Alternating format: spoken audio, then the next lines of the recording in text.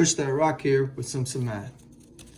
Let's talk about function composition. This is going to help us with a special differentiation rule called the chain rule. So what I have here is some function c that's defined by the composition of f and g, specifically f composed of g. And it's the fifth root of the binomial x plus x squared being squared. And my question is, and what I need you to be able to do so that you can do chain rule problems, is be able to identify f and g. And there's more than one right answer here.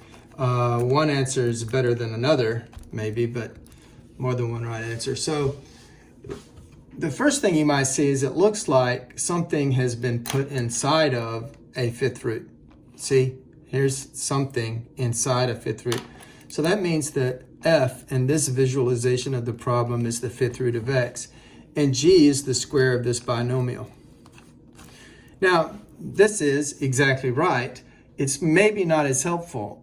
It might be better if you saw f as x to the 2/5. Because remember, when we have something like the fifth root of a squared, we can rewrite that as a, this is the power, and this is the root.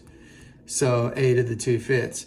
So, and then your g is simpler. It's just x plus x squared. And in the next video, when we learn how to do the chain rule, we will more easily be able to take the derivative of this and this than this, which is quite easy to take derivative of, but then this requires chain rule inside chain rule. So anyway, there's more than one answer. Sometimes one answer is better than the other, but you can get to where you need to go either way. Let's just do some quick more examples.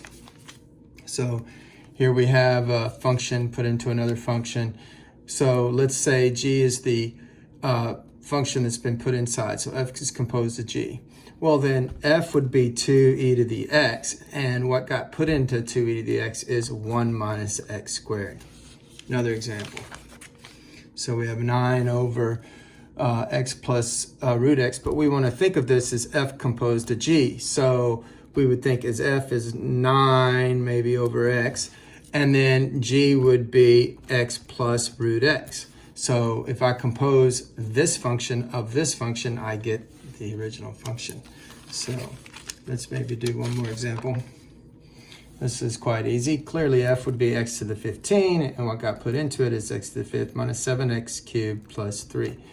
And that is how you recognize function composition. Math made simple, some math.